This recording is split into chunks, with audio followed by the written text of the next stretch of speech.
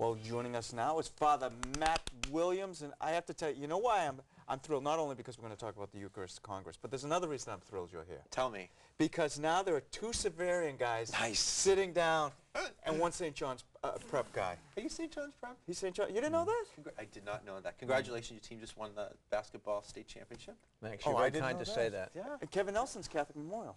I did. See him didn't make it this year in the hockey finals, huh? Really? Yeah. Sorry, Kev. What can you do? He's not even talking over there. Well, listen. And you actually filmed some of my football games. When I did. played high school football, you actually filmed a couple of my games. Well, that was only a couple years ago. Just a couple years ago, exactly. Let's I had a few get grades to share. Yeah, let's not tell everyone how long ago that was. And I remember you. I actually remember you from those times. Fascinating. Yes, I do. I remember you. I think I have the VHS tapes, to be honest with you. Those were great games. They were. Well, tell us about the upcoming Eucharistic Congress. Great. Well, it's our 4th annual Boston Eucharistic Congress for college students and young adults. And last year we fed over 400 college students and young adults. This year we're hoping we're going to feed a lot more and have, we're shooting for 600 for this year. So picture this, right? So you got a Saturday evening in the north. It's Friday and Saturday, but picture this, right, from the Golden Girls, right? Saturday evening, right, you have this wonderful Mass with Cardinal Sean, followed by a dinner catered by the restaurants of the North End. I went begging for food on Friday. I spent all day Friday and the Friday before that, knocking on the doors of restaurants and asking them if they would be willing to participate by donating additional stuff. And so many of the restaurants have been so generous in donating dishes. It's been wonderful. So I mean, so you have this wonderful layout of all these sumptuous Italian foods of the North End from the best of the best restaurants. They get to eat that. Then from there we go to an evening session with John Niven and the Lift Band. They'll do play their do some praise and worship about a half an hour. Then we have a speaker. One of the Sisters for Life will be with us, Sister Karen. Great group. Yes, we're so blessed to have her. And then that evening, that night, we have the Eucharistic Congress. Again, like it's amazing when you think of like literally we shut down Hanover Street for about 5 to 10 minutes so that we can cross the street, 400 of us following Jesus in the Blessed Sacrament. It's amazing. And during that experience, watching people come out of their restaurants, I'll never forget one of the years watching this woman bawl, crying as she's watching the procession go by, just so deeply moved, And we have people that'll go and talk, do little apologetics, explain, you're welcome to join us, come and walk with us, and help them to may understand this is Christ in the Eucharist and what we believe as Catholics, That's the Saturday evening component. Certainly it begins on Friday evening with Father Roger Landry, who kicks us off, followed by adoration and confession, and then in the morning, Andreas Widmer, who will be speaking. I know he's a friend of you guys, and then a service project to kind of fill out that first half leading into the Mass of the Cardinal. Now, I know there are some young people who have gone for the last 3 years to the Eucharistic Congress, and when you talk about being fed, you're not just talking about food, you're talking about spiritual nourishment, and of course, the Blessed Sacrament, the Eucharist, that you receive together at Mass. But if there are some people who are coming back, are there any new components? We have a new wrinkle, actually, this year. We do have a new wrinkle. We're very blessed. We have the John Paul II, or soon-to-be Blessed John Paul II, vocation monstrance that we'll be using for this entire weekend, and we're going to have all-night adoration.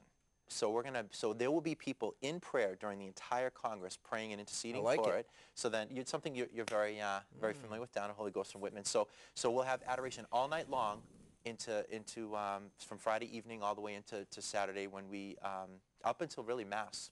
So that's really the newest wrinkle, if you will, other than this bringing in new speakers. Breaking news. We have breaking news here now about that, huh? That's our breaking news. You know what I really enjoy about this, though?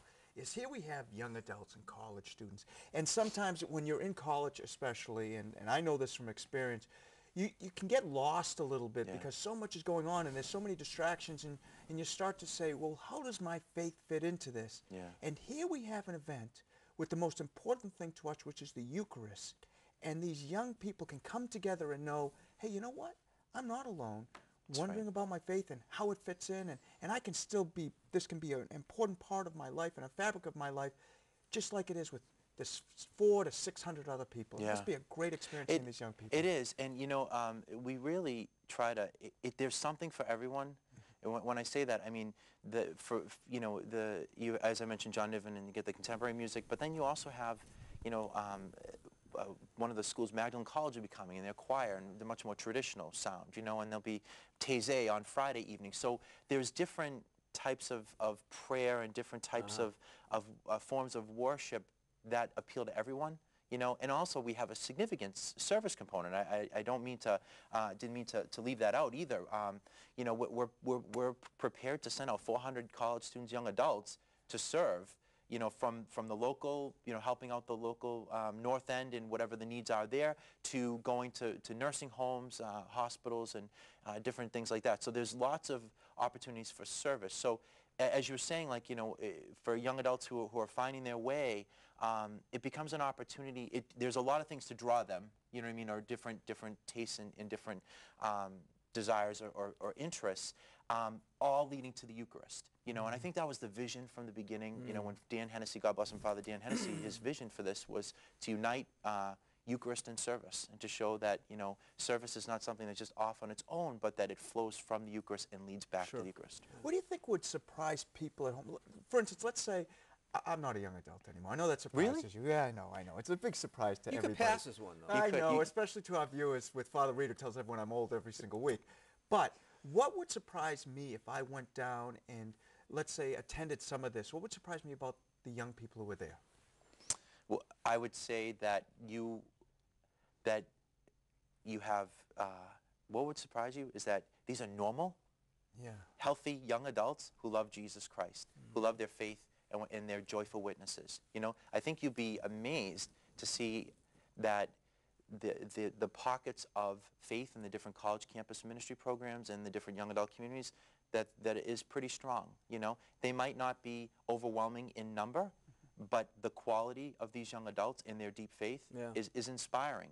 And the hope is that they would be further inspired to continue to be witnesses of Christ, but also that we would be able to invite other young adults who might still be trying to, you know, those college years or even young adult years where you're still trying to, you know, you're still searching your faith, you're still questioning, you're still trying to, you know, or you had that growing up and maybe you've fallen away for a little bit. Great opportunity to kind of begin again, especially with this, in light of this evangelization effort by the Archdiocese as well. With Catholics Come Home, we've been trying to connect that as well. And Lent is a time for all of us to begin again. So maybe you could just extend an invitation now to anybody that's watching, or they might know some young adult or college student, and let them know where they can get the tickets and find out more information. Absolutely, would love that. What do I look? Do I look here? Do I look there? You can look. You can look right there. So, all right. Well, please, we would love. We have registrations at eucharisticcongress.com. Again, eucharisticcongress.com. We are happy for all young adults and college students, especially I think like parents and grandparents, to get that word out to your children or grandchildren about this great opportunity. There's going to be lots of wonderful opportunities to pray,